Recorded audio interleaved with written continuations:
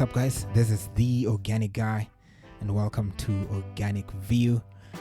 As I promised last time, of course, this is a weekly segment that I created just for you to make sure that you are up to date on the latest development in the organic sector and trying to see what's happening in the contemporary world and giving it an organic perspective into it so that you can be able to understand really and connect how it's impacting the organic sector as well. So today I want us to dive a little bit into the topic of Brexit. Well, yeah, most of you do know that the people of the United Kingdom voted way back in 2016 to leave the European Union. And as a result, we did see a lot of ground standing really, especially in the Parliament of the United Kingdom, because no party was able to get a clean majority to be able to have a clean Brexit deal. But this did change, in fact, in 2019 when the Conservative Party had the majority and as well moved forward to get the deal, the Brexit deal, really done. And as a matter of fact, we did see the United Kingdom leave the European Union on the 31st of January this year. That's on 2020. And since then, the European Union and the United Kingdom have been on a transition phase, really, of trying to come up with better solutions, and trying to come up with agreements between these two parties on especially on the matters of trade and what they can be able to do to each other, and what kind of policies and what kind of agreements they can be able to touch with each other to make sure that each of these two parties have access to their markets now, since they have officially left. And this transition period is scheduled to end, of course, on the 31st of December 2020, meaning starting the 1st of January in 2021, the people of Britain will not be able to have the so-called four freedoms that the European Union has, of course, that being the freedom of movement of goods, of capital, movement of labor, for example, and movement of services. So this movement won't be, as direct as they used to be. Now you have to be treated as a third party, like now a resident of Australia, for example, have to undergo through to enter the United Kingdom, like something I had to go through to get into the European Union as well. So that is the layer of paperwork that any citizen who wants to enter into the European Union has to go through as well.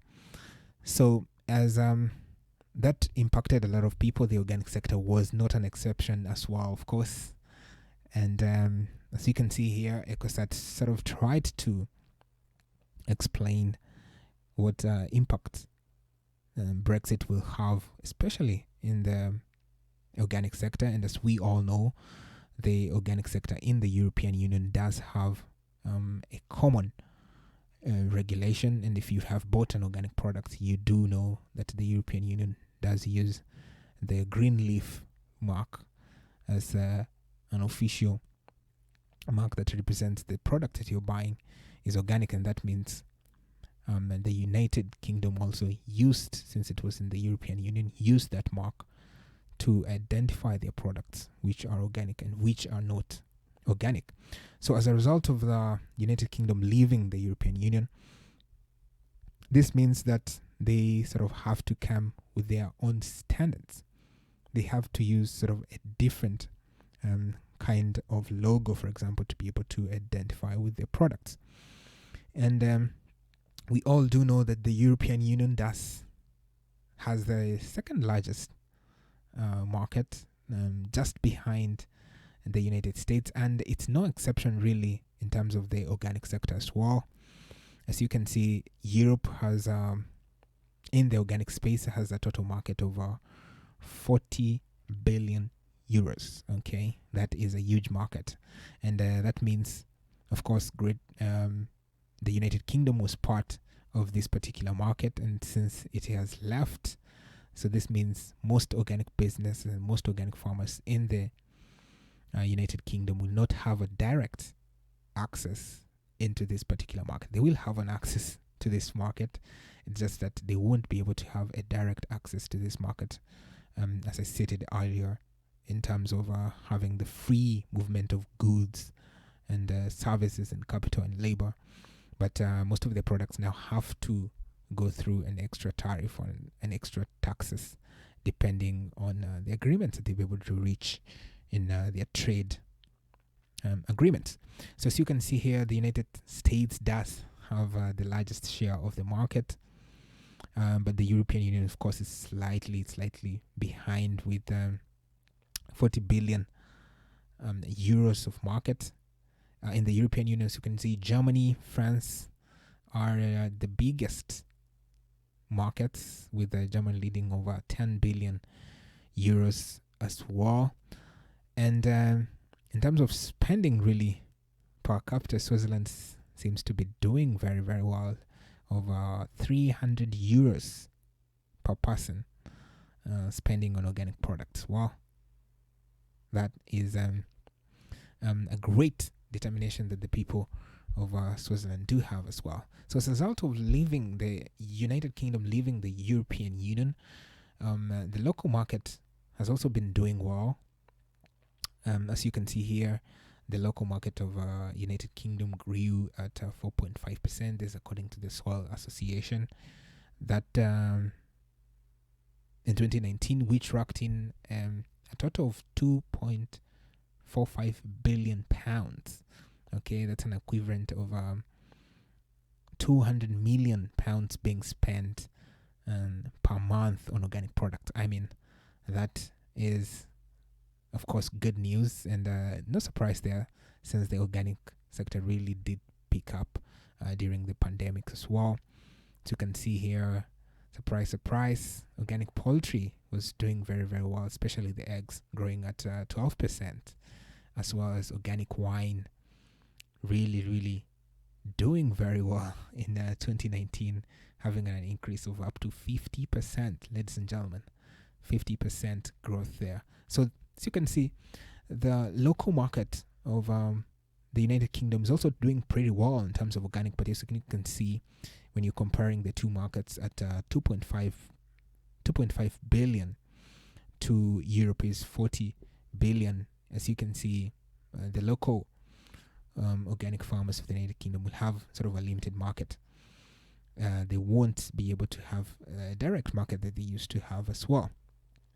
So this sort of led to a lot of farmers having concerns, as well as they have seen their sort of government not really reaching any agreements between the two parties, between both the United Kingdom government not having to reach into an agreement, as well as the people from the European Union not having to reach into an agreement as well.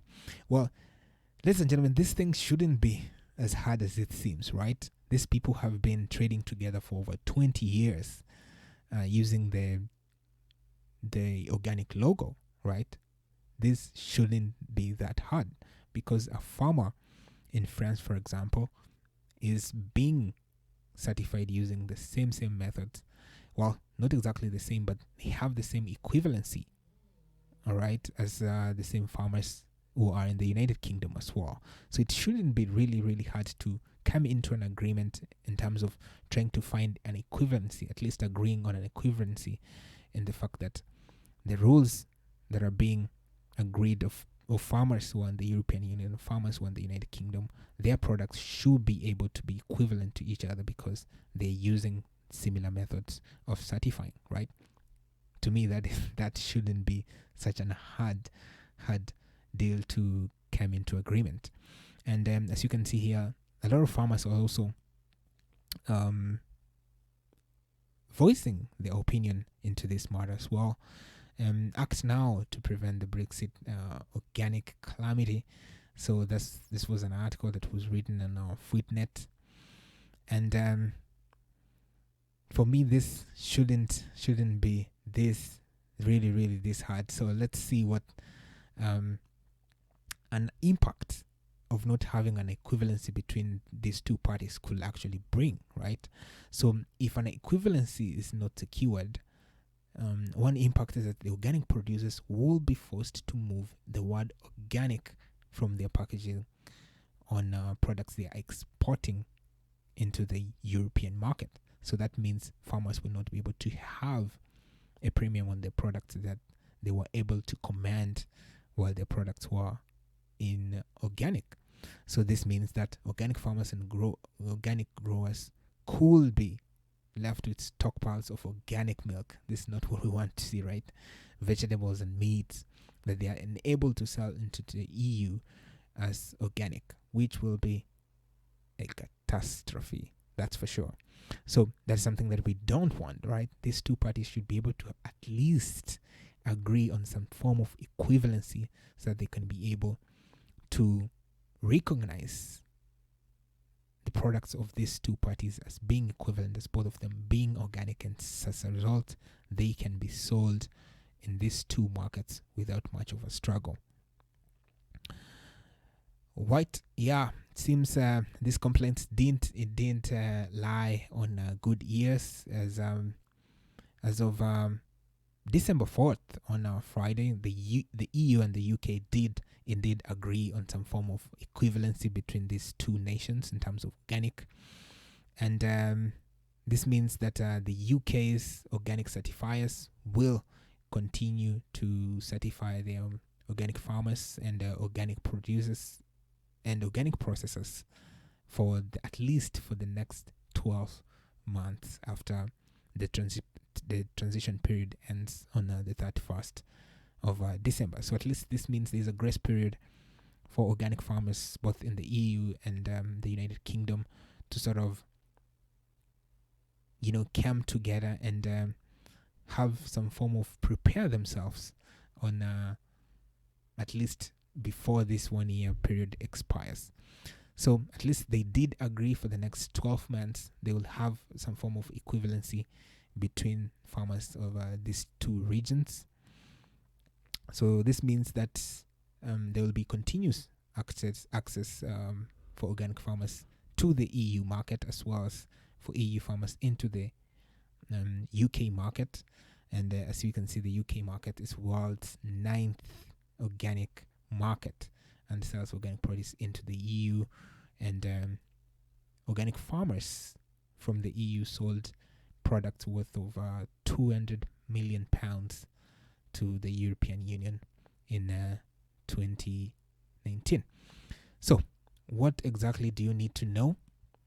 Here's some of the things that you need to know as an organic farmer, as an organic producer who is in the United Kingdom. So I'm reading this actually directly from the website of the government of the United Kingdom. So in terms of certificates and label, if you produce or if you process or if you import organic food for trade within the United Kingdom, you still need to be certified by an approved UK organic control body.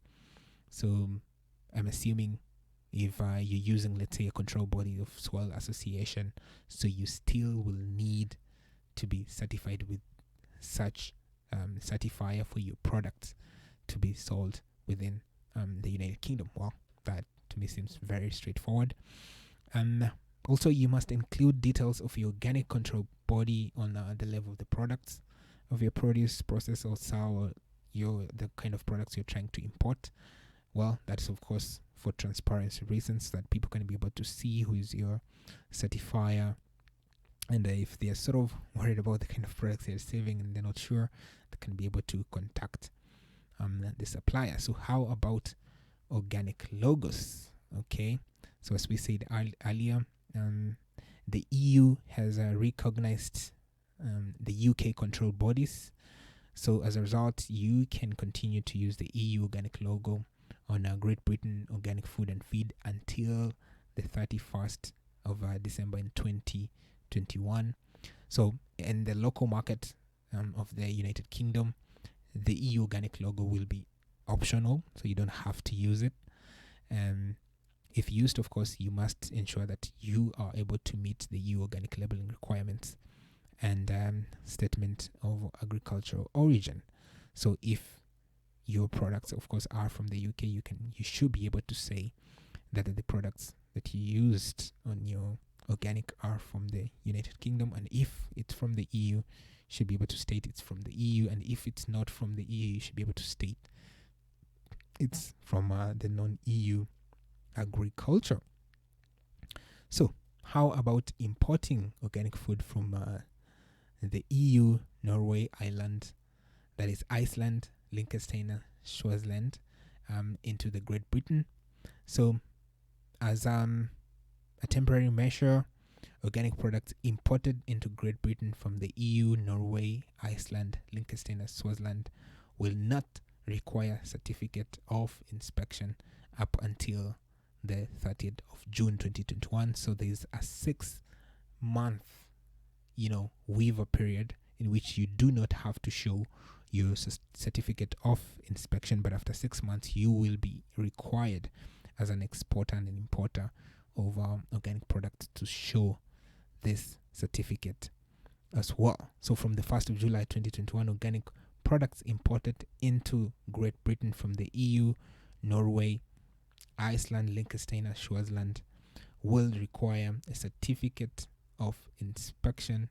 So in this one, you'll be able to use Great Britain's interim manual to be able to certify your certificate of inspection. How about importing organic products from non-EU countries? So for example, people of Australia, for example, people of the USA, people of Brazil. So all organic goods imported from the non-EU countries must continue to have a valid, of course, certificate of inspection. You will no longer use the EU trade control expert system. So this is a trace system. If you are an importer and exporter of products, you who are importing products into the European Union, you must be able to use this system to be able to track and trace your produce, just in case there is a suspicion of a fraud or something like that, can be able to be traced easily.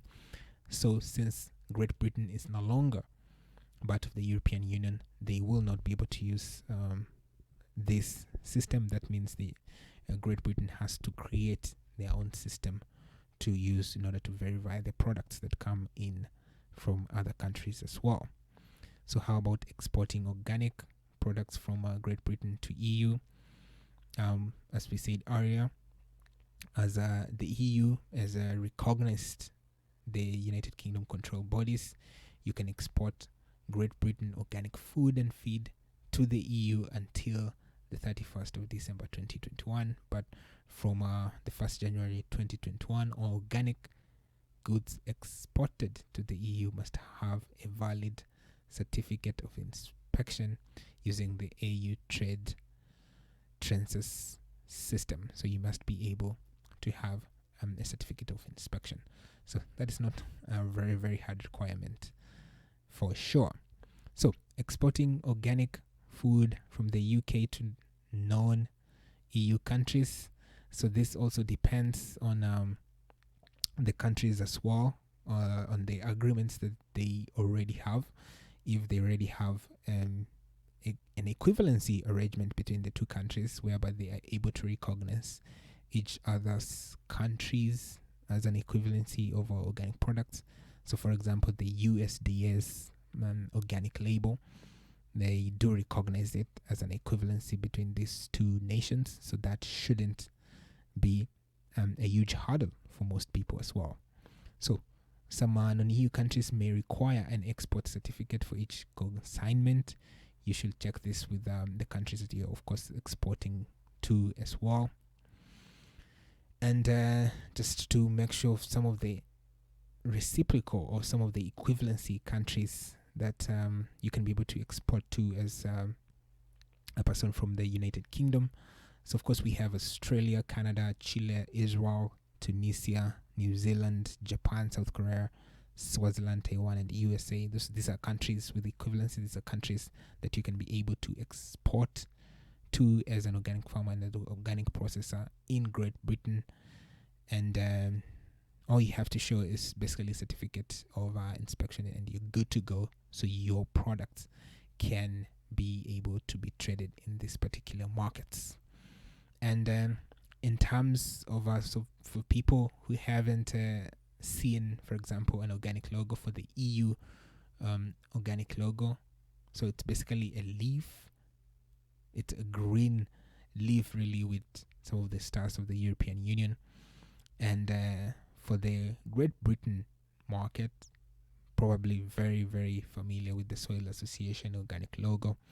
So if you are trading locally in the Great Britain market, I mean, the Soil Association logo should be enough.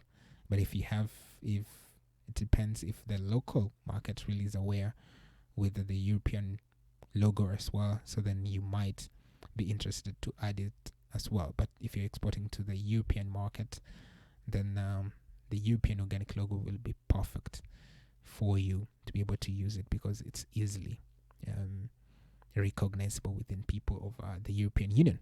So let's just recap on what exactly you need to know as an organic farmer, as an organic processor. Here are the basics. So if you produce, process, label, or trade in organic products and feed in the Great Britain, so that includes England, Scotland as well, you will have to follow Great Britain's rules from the 1st of January in 2021.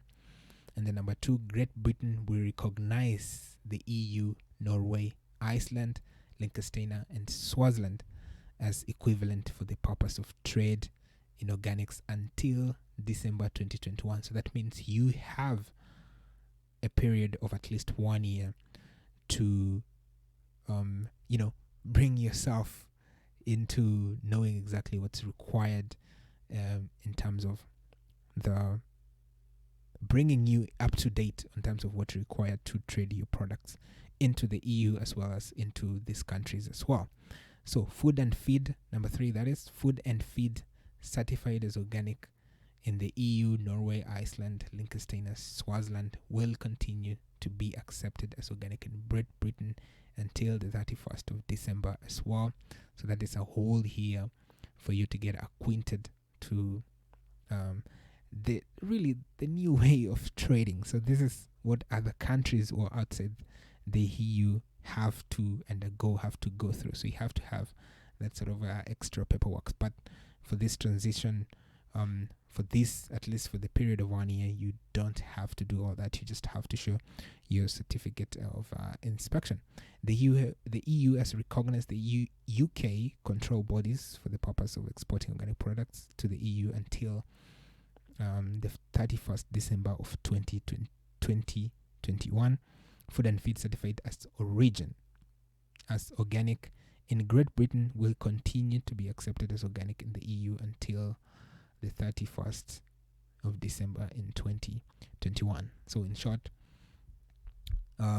organic farmers and processors have a period of 1 year for them to continue to trade as normally as they could, which for me makes total sense, and which for anyone really should make absolute total sense. These guys have been trading for 20 years using the same logo, so that shouldn't be a shock. That shouldn't be a very hard decision for these two parties to have made as well. So I'm great to see that both organic farmers in the EU and in the UK will continue to share that principles of organic farming as well, though on a different limelight, on a different rules, but the principles that connect these two farmers will continue to do so for years and years to come. So ladies and gentlemen, the best thing that you can be able to do, you can see some of the things that our farmers, especially organic farmers, go through in order to bring those particular products into your table. There are a lot of regulations that they have to go through in order to bring those particular products into the supermarket. So if you pass by the supermarket and you see an organic product in the shelf, how about just picking it up, right? And this just goes back to economics 101. Every time you buy an organic product, that means you are encouraging an organic farmer to produce more. Okay, every time you pick an organic product from a supermarket shelf, that sent a signal to the farmer that yes, people need your products. So that means you need to produce more. That means people want this kind of products on the shelf more. So buying a product is just more than for yourself. It's just you're also sending a signal to farmers that the products that they're producing are actually needed by consumers, which is me and you. So next time you're in the supermarket, pick out that organic milk that you see on the shelf, or the organic bread that you see on the shelf, the organic tomatoes, or the organic fresh products that you see on the shelf. That is, you are sending a signal to the farmers as well that yes, we need your products on our tables as well, just to continue to motivate them to continue producing these products. So ladies and gentlemen, I hope this particular conversation gave you a lot of value. Next week I have a very, very cool cool topic to talk about, so make sure you don't miss it as well. Till then, ladies and gentlemen, remember to be organic and share this particular podcast to someone that you think might be able to like it, so that we can be able to continue to grow organically.